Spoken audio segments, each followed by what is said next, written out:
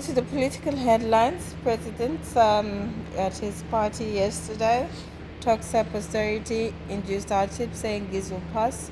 He also talks about ZANU-PF going to fulfill election promises. Really? Yeah. Anyway, it says the Graft Commission, made up of Central Committee members, will only probe ZANU-PF members only, so that removes John Mangujka out of the net. Why talk austerity when your own finance minister has actually said that there's no more austerity? No, I think the question here is who do we believe? And I tend to side with if SB Moyo and the president says that there's austerity. But can you feel austerity, or we just going through hardships? There's just inflation, It's and it's just a hardship. It's not austerity. We haven't seen government cutting anything. If anything, you've seen videos of army trucks coming in. But you need to hang on for another 3 years before things. Yeah, but what austerity? What have they cut? What have they really cut? Can we actually feel that government has cut things? Or they're buying cars now, they're doing this and doing that. There's no austerity in government. I think that initially austerity, they may, the thinking was on point, but the pressure has been probably more than they assumed. Do they really know the definition of austerity? Yeah, it's another. Okay, I'm on fire today. They do, but look, let's question the principles. I don't think they do. I just think they MPs think it's a fancy word. Oh, okay. Yeah, I don't think they do. Well, it's it a rhymes. fancy, yeah. Austerity for prosperity. I'd rather, yeah, austerity.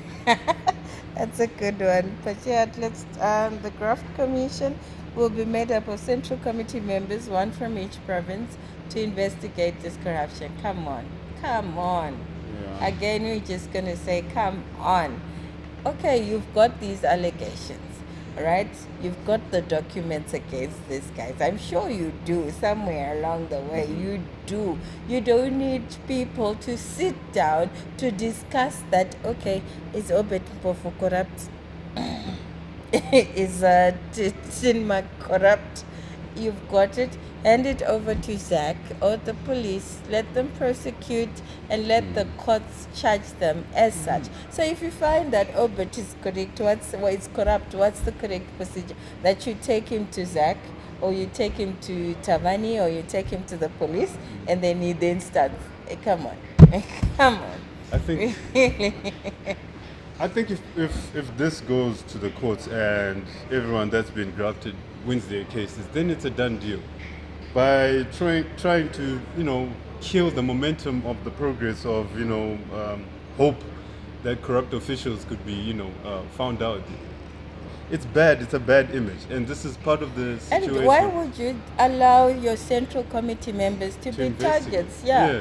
Because if Bati is picked, and I'm on that list, come on, I'll go to it. Like, Bati, come on, you're my friend. But I'll put him in jail. And I'm rapping, No, you can't put me in jail, can you? You can't implicate me in corruption. Yeah, it depends. This is a list that implicates your secretary for admin, who's in the top 6 of the ruling party accolades, and therefore the ruling party, the country. He's a top official, he's there. And then you pick a Central Committee member, a happiness from somewhere, and say, to investigate Obet. Not Come on. Not going to. Anyway. Should we close off to say on sports, obviously welcome news, Sunday Chitambo is out. Bad news, Golf Open has been cancelled because of lack of funding. And ICC I haven't been following, but I know that they released certain statements yesterday. The ICC is saying that the SRC must reinstate the board that was elected, I think within 2 or 3 months, if we were to regain our membership, and then maybe take steps after that board has been put back in place to investigate them and then prove that they were corrupt. So I think SRC is hands tied behind their back there, because already the cricket team, the lady cricket team, has been barred from going to the UK for some cricket tournament right now because of this, and they are lobbying Kirsty Coventry to reverse the decision to suspend the Zimbabwe Cricket Board.